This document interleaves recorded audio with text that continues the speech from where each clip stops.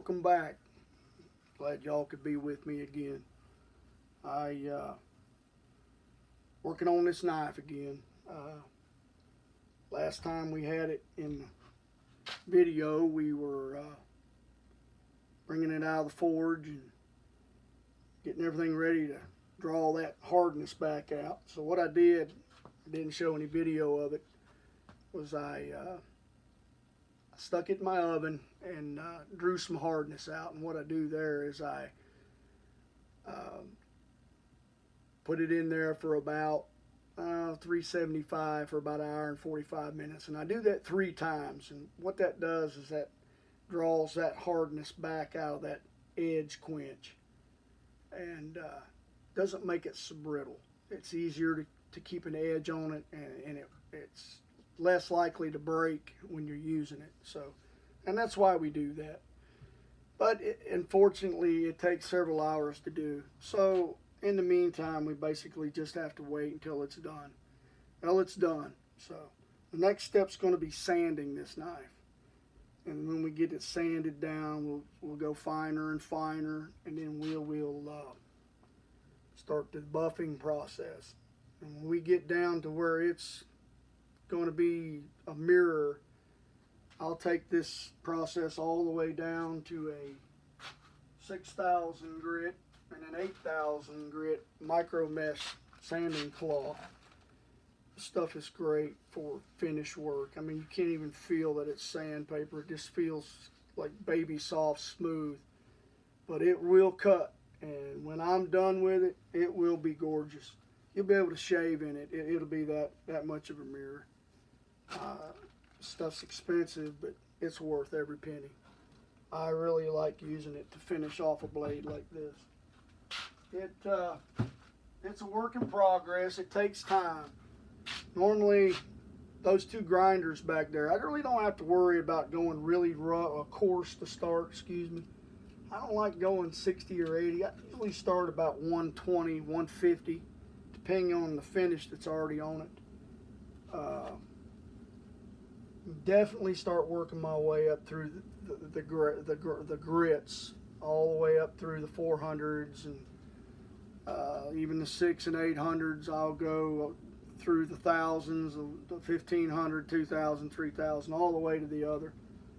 But when I get done, the work really pays off when you hold it, and it just looks like you can just stick your hand in it. It's beautiful.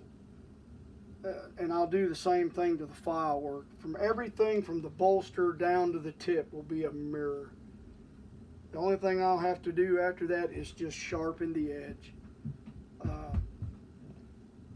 Once I get the edge sharpened, I will cover this knife to protect it. I'll either use some kind of a tape, or I'll wrap a cloth around it and tape it down.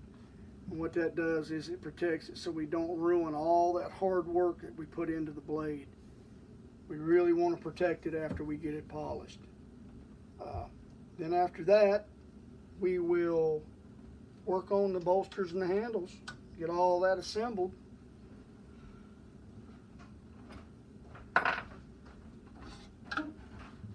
Hey. Me and John's gonna run to Walmart. I don't really want to go to Walmart, but I need thread, and that's the only place I can get it. So we're gonna stop and get Arby's. Say hello. Hey! Sorry. That's okay. Anyway, what do you want? What do I want? Chicken? They ain't got chicken at Arby's. You can have roast beef's fine. You want 1 or 2? 1. 1 of that's all you're gonna eat. Well, give me 2. I'll give you 2, no sides. No sides. All right. Love you. Bye. I love you. Okay. Back to the subject of knife making.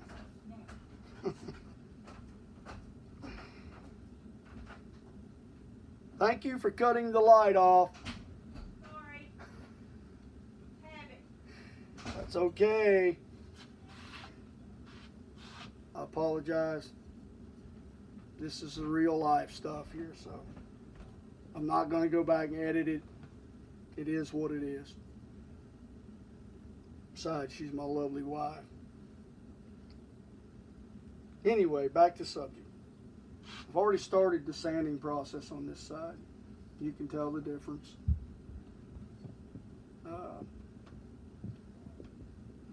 We'll get that thing sanded, get everything done, and we'll start the handle material. I want to really shoot video on that because I want y'all to see exactly what goes into this handle process. I get all this together and get it on there and get it pinned. There'll be a lot of different heights in this handle, so I'll have to take it back there on that flat grinder and I'll really work this down smooth, get all the profiling done. I mean, there's a little bit more to it than what I'm telling you, but that's when we really start seeing the true knife come out. I mean, it's a knife now, but it will really be a knife when we get all of that accomplished. So that's what I'm going to do. I'm going to chuck it in this vise. I've worked 10 hours today, but I'll work a few more just to get started on this thing. And I want the guy that's going to get it to really appreciate it, and I know he will.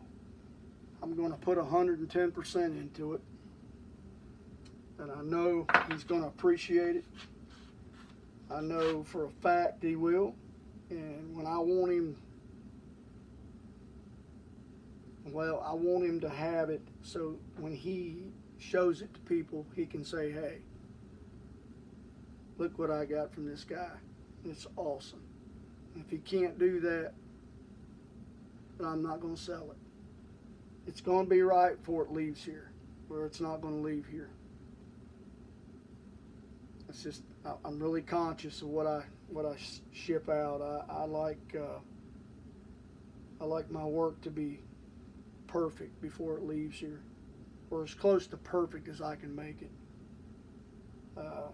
It bothers me when it's not. So I appreciate y'all being with me. I really do. I'm just an old country boy that works hard for a living, that loves to make knives. And I'll do the best I can. So if anybody wants a knife out there, I can guarantee you one thing. It's going to be right when it leaves here.